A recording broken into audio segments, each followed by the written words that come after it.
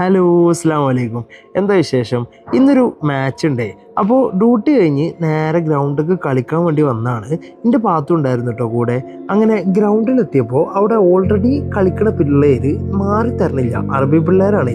സംഭവം എന്താണെന്ന് വെച്ചാൽ ഇത് ഫ്രീ ഗ്രൗണ്ടാണ്, ബുക്ക് ചെയ്താൽ മതി ഓൺലൈനിൽ, പൈസ ഒന്നുമില്ല കേട്ടോ. പക്ഷേ അതൊന്നും ഇതിങ്ങളോട് പറഞ്ഞിട്ട് ഒരു കാര്യമില്ല.